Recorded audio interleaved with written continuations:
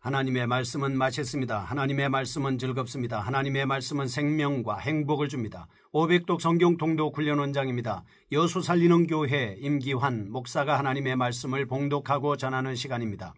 함께 하시면 기적이 일어납니다. 알람을 설정하시고 들으시면 좋겠습니다. 본 방송은 유튜브에서 성경 통독 임기환 검색하시고 구독하시면 계속되는 하나님의 말씀 업데이트를 통해서 은혜 받으실 수 있습니다. 오늘은 시편 104편을 봉독하고 말씀을 전하겠습니다. 시편 104편. 내 영혼아 여호와를 송축하라. 여호와 나의 하나님이여 주는 심히 위대하시며 존귀와 권위로 옷 입으셨나이다. 주께서 옷을 입음같이 빛을 입으시며 하늘을 휘장같이 치시며 물에 자기 누각에 들보를 얹으시며 구름으로 자기 수레를 삼으시고 바람 날개로 다니시며 바람을 자기 사신으로 삼으시고 불꽃으로 자기 사역자를 삼으시며 땅에 기초를 놓으사 영원히 흔들리지 아니하게 하셨나이다. 옷으로 덮음같이 주께서 땅을 깊은 바다로 덮으심에 물이 산들 위로 솟아올랐으나 주께서 꾸짖으시니 물은 도망하며 주의 우레소리로 말미암아 빨리 가며 주께서 그들을 위하여 정하여 주신 곳으로 흘러갔고 산은 오르고 골짜기는 내려갔나이다. 주께서 물의 경계를 정하여 넘치지 못하게 하시며 다시 돌아와 땅을 덮지 못하게 하셨나이다. 여호와께서 샘을 골짜기에서 솟아나게 하시고 산 사이에 흐르게 하사 각종 들짐승에게 마시게 하시니 들나귀들도 해가라며 공중의 새들도 그 가에서 깃들이며 나뭇가지 사이에서 지저귀는도다. 그가 그의 누각에서부터 산에 물을 부어주시니 주께서 하시는 일에 결실이 땅을 만족시켜 주는도다. 그가 가축을 위한 풀과 사람을 위한 채소를 자라게 하시며 땅에서 먹을 것이 나게 하셔서 사람의 마음을 기쁘게 하는 포도주와 사람의 얼굴을 윤택하게 하는 기름과 사람의 마음을 힘있게 하는 양식을 주셨도다. 여호와의 나무에는 물이 흡족하며 곧 그가 심으신 레바논 백향목들이로다. 새들이 그 속에 깃들이며 학은 잣나무로 집을 삼는도다. 높은 산들은 사냥을 위하며 바위는 너구리의 피난처로다. 여호와께서 달로 절기를 정하시며 해는 그 지는 때를 알도다. 주께서 흑암을 지어 밤이 되게 하시니 삼림의 모든 짐승이 기어나오나이다. 젊은 사자들은 그들의 먹이를 쫓아 부르짖으며 그들의 먹이를 하나님께 구하다가 해가 돋으면 물러가서 그들의 굴 속에 눕고 사람은 나와서 일하며 저녁까지 수고하는도다. 여호와여 주께서 하신 일이 어찌 그리 많은지요. 주께서 지혜로 그들을 다 지으셨으니 주께서 지으신 것들이 땅에 가득하니이다. 거기에는 크고 넓은 바다가 있고 그 속에는 생물 곧 크고 작은 동물이 무수하니이다. 그곳에는 배들이 다니며 주께서 지으신 리워야단이 그 속에서 노나이다. 이것들은 다 주께서 때를 따라 먹을 것을 주시기를 바라나이다. 주께서 주신즉 그들이 받으며 주께서 손을 펴신즉 그들이 좋은 것으로 만족하다가 주께서 낯을 숨기신즉 그들이 떨고 주께서 그들의 호흡을 거두신즉 그들은 죽어 먼지로 돌아가나이다. 주의 영을 보내어 그들을 창조하사 지면을 새롭게 하시나이다. 여호와의 영광이 영원히 계속할지며 여호와는 자신에게 행하시는 일들로 말미암아 즐거워하시리로다. 그가 땅을 보신즉 땅이 진동하며 산들을 만지신즉 연기가 나는도다. 내가 평생토록 여호와께 노래하며 내가 살아있는 동안 내 하나님을 찬양하리로다. 나의 기도를 기쁘게 여기시기를 바라나니 나는 여호와로 말미암아 즐거워하리로다. 죄인들을 땅에서 소멸하시며 악인들을 다시 잊지 못하게 하시리로다. 내 영혼아 여호와를 송축하라. 할렐루야. 시편 104편입니다. 창조와 보존의 하나님에 대한 말씀을 하고 있습니다. 하나님의 창조사역과 그 지으신 피조계를 보존하시는 하나님의 은총을 찬양하는 시입니다. 특히 본시는 시적 정서에 몰입하여 리듬을 맞추고 사상을 정리해 놓았기 때문에 그 시인의 생각과 자질을 잘 드러내주고 있다 하는 것입니다. 본시는 내용으로 볼 때 8절, 33절, 148편, 33편, 145편과 함께 창조시에 포함되어 있습니다. 좀 더 엄밀히 분류하자면 본시는 창조의 기사를 묘사하는 개인적인 찬양시라고 해야 하겠습니다. 그 이유는 처음과 마지막 내 영혼이라는 단어가 1절과 35절, 자기 권면과 33절, 34절 나의라는 1인칭 대명사의 사용 때문입니다. 또한 본시는 이스라엘의 가을 절기인 초막절과 같은 때에 여러 해중들에 의해서 불려졌습니다. 특징에 따라서 본시는 1절에서 4절 하나님의 위엄과 왕적 권능을 찬양하고 있습니다. 5절에서 9절 땅과 바다의 창조입니다. 10절에서 18절 동물 창조에 대한 신비 말씀입니다. 11절에서 23절 피조 세계의 질서입니다. 24절에서 26절 동물을 다스림입니다. 27절에서 30절 땅의 생명을 보존하심입니다. 31절에서 35절 하나님의 영광을 찬양 등으로 구분할 수 있겠습니다. 이와 같은 내용을 참고해서 볼 때 본시는 다음에 두 가지 사실과 신학적 사상을 함축하고 있다 볼 수 있습니다. 첫째, 창조주 하나님의 영광입니다. 시인이 본시 전체를 통해 하나님의 창조 기사를 묘사하고 있음은 자명한 일입니다. 4절, 19절, 24절 특히 시인은 만들다라는 동사를 반복해서 사용합니다.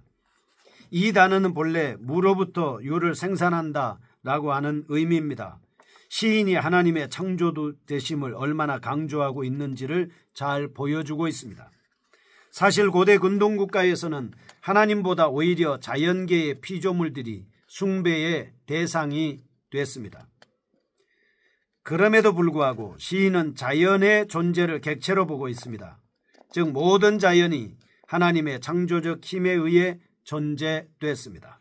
하나님의 지혜와 영광을 반영한다는 사고가 시인의 생각을 뒤덮고 있었습니다. 24절 결국 이러한 시인의 생각은 자연의 아름다움을 묘사하다가 감격적인 찬양을 드리는 부분에서 절정에 이르고 있습니다.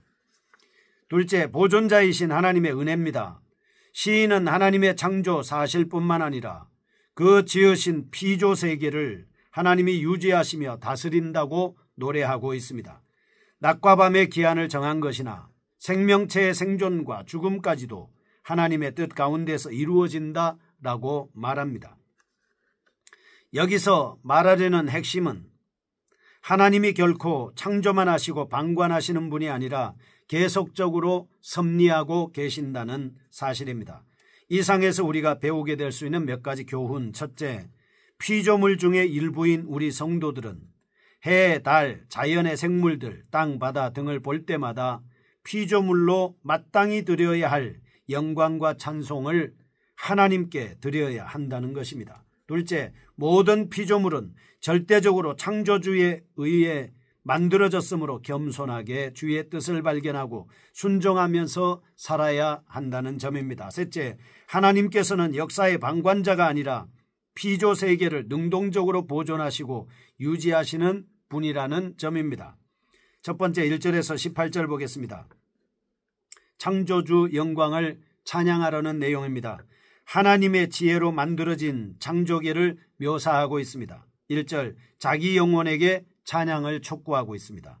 2절에서 4절, 하나님의 어미하신 모습을 전제 구성물을 통해서 묘사하고 있습니다. 10절에서 18절, 동물, 식물계의 신비를 노래하고 있습니다. 1절에서 4절입니다. 전체 구성물로 표현된 하나님의 창조 권능입니다. 1절, 먼저 자신의 전인격의 여호와를 찬양하라고 권면한 시인은 곧바로 하나님의 광대하심을 선포합니다. 2절에 빛을 입고 3절에 구름을 수레 삼고 4절에 바람과 화염은 그의 사자요 사역자라는 표현들은 하나님의 우주적 왕권을 나타내 주고 있습니다.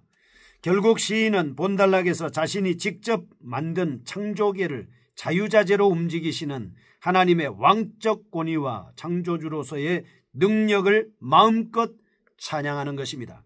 5절에서 9절 땅의 기초와 바다의 경계를 정하신 하나님이십니다. 이 부분은 시인이 첫째 날의 창조기사와 연관시켜 노래한 부분으로 추정해 볼 수 있겠습니다. 시인은 6절과 9절 하나님이 물을 한 곳에 모으시고 땅을 드러나게 하셨다는 기술에서 진일보하여 피조개가 하나님의 명령에 자발적으로 순종하는 모습으로 의인화시키고 있습니다. 이처럼 시인이 서다, 도망가다, 빨리 가다, 돌아오다 라는 등의 표현을 사용한 의도는 창조주의 명령과 피조개의 변함없는 순응이라는 사실을 강조하기 위한 것입니다. 10절에서 18절 동물, 식물계의 신비에 대한 말씀입니다. 10절, 11절, 13절 하나님은 능동적 주체가 되십니다. 그 행위의 객체가 되고 있는 10절의 샘, 11절의 들짐승, 12절의 새 등은 산 사이로 흐르거나 생명이 지속되는 은혜를 받고 있을 뿐입니다. 뿐만 아니라 시인은 사람과 동물을 위해서 14절과 15절 식물을 자라게 하십니다. 16절 그 나무에 적절한 비를 내려주시는 행위를 말씀하고 있습니다. 17절과 18절 그런 다음 하나님께서 하찮은 새와 짐승들의 보금자리까지도 섬세하게 예비하신다는 표현으로 본단락을 마치고 있습니다. 이상에서 우리는 첫째, 하나님이 만드신 모든 피조개는 본질적으로 하나님의 지혜와 영광을 반영하고 있습니다. 둘째, 성도는 인간을 포함한 모든 자연물을 돌보시는 하나님의 섭리를 믿고 이 땅 위에 하나님의 나라와 그리고 공의와 사랑이 실현되도록 하나님 앞에 기도해야 합니다. 둘째입니다. 19절에서 35절 창조주의 섭리를 찬양하라 라고 말씀하고 있습니다. 19절에서 23절 창조의 질서입니다. 19절 시인은 여기서 달과 해를 언급합니다. 밤과 낮에 일정한 구분을 두신 하나님을 찬양하고 있습니다. 20절 특별히 밤을 짐승의 때로, 23절 낮을 사람들이 일하는 때로 하나님이 정하셨다고 말씀합니다. 뿐만 아니라 달로 절기를 정해 자연의 활동과 쉼을 반복하게 하심도 하나님의 창조의 섭리가 아니고는 도무지 불가능한 일임을 보여주고 있습니다. 24절에서 26절 24절입니다. 하나님의 놀라운 능력과 지혜에 대해 억누를 수 없는 찬송을 하나님께 드리고 있습니다. 자연의 질서와 다양함을 하나님의 지혜라는 한마디로 결론 내린 후에 바다로 관심을 전환시킵니다. 25절 26절 수많은 해저 생물과 끝없이 드넓은 바다를 보면서 시인은 하나님의 광대하심을 느끼고 경탄하고 있습니다. 27절에서 30절 모든 피조물을 보존하시는 하나님이십니다. 28절 29절 생명의 주관자가 되시는 하나님을 묘사하고 있습니다. 28절에 주신즉 펴신즉 29절에 숨기신즉 취하신즉 이 동사를 통해서 하나님의 행위를 강조하고 있습니다. 31절에서 35절 하나님의 영광에 대한 결론적 참여입니다. 21절 먼저 창조계에 나타난 하나님의 영광이 영원하며 하나님 스스로도 창조의 결과를 보며 만족하기를 간구하고 있습니다. 창세기 1장의 결론인 31절에 하나님의 즐거움에 상응하는 부분입니다. 아마도 창조기사를 종결하면서 하나님의 뜻대로 지어진 창조계가 하나님께 영광과 즐거움이 된다는 사실을 알 수 있겠습니다. 그런 다음 시인은 35절 결국 죄와 악의 외부적 개입에도 불구하고 하나님께서 이 아름다운 창조계를 유지하시고 보존하시기를 갈망하면서 시를 끝내고 있습니다. 이런 내용을 통해서 우리는 생명의 근원이 바로 여호와께 있으므로 우리는 겸손하게 하나님의 뜻과 명령대로 살아가야 함을 깨달을 수 있습니다. 인간의 삶의 목적 고린도전서 10장 31절 우리는 어떠한 일을 하든지 하나님께 영광을 돌려야 한다라고 하는 사실입니다. 거룩하신 아버지여 우주를 통해 자연 창조를 통해서 우리를 창조하심을 통해서 하나님 앞에 영광을 돌릴 수 있는 저희가 되게 하여 주옵소서. 예수님의 이름으로 기도합니다. 아멘. 여수 살리는 교회 임기환 목사였습니다. 지금 극동방송을 듣게 하세요. 기적이 일어납니다. 우리는 지금 생명을 전하고 있습니다.